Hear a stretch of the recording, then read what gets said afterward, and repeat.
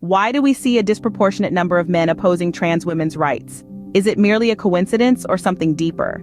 The answer lies in the societal structure we're all too familiar with: patriarchy. The very system that assigns power and authority based on gender, often silencing marginalized voices. Trans women, unfortunately, are among the most silenced. The broad-stroke statistics paint a picture hard to ignore.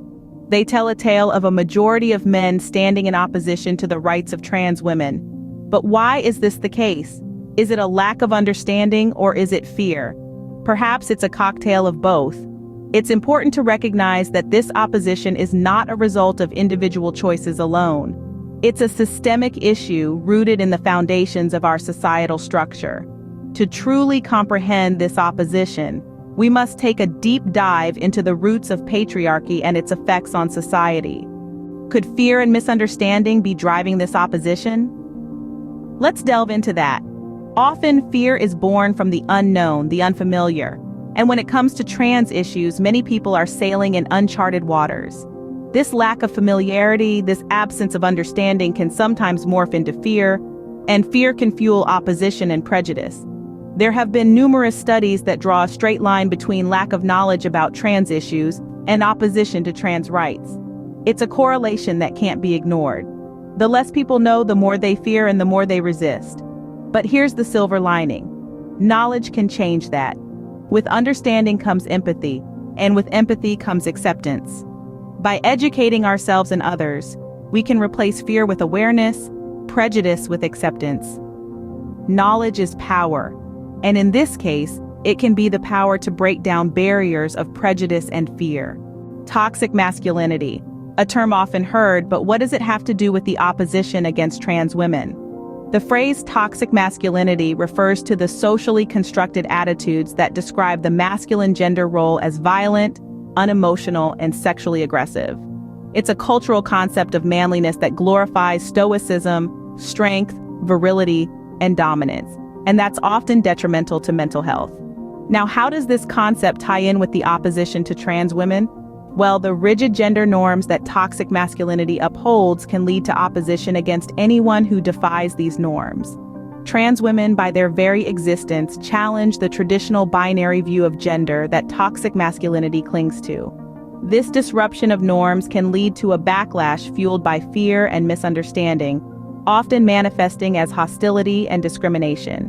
Research indicates that such toxic masculinity can significantly influence negative attitudes towards trans women.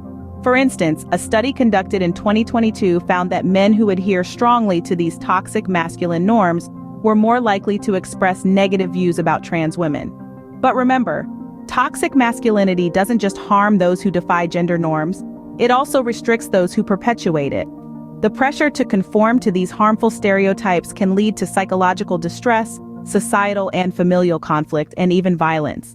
So it's not just a fight for the rights and acceptance of trans women, but a fight for a healthier, more understanding society for all.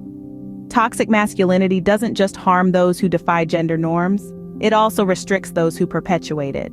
So what can we do to challenge this patriarchal opposition to trans women? The road to change often starts with education. It's about fostering an environment where open dialogue is not just welcomed but encouraged. We need to create spaces where conversations about trans experiences and gender identity are normalized. It's about understanding that gender is not binary, but a spectrum, and everyone's experience of their gender is unique and valid.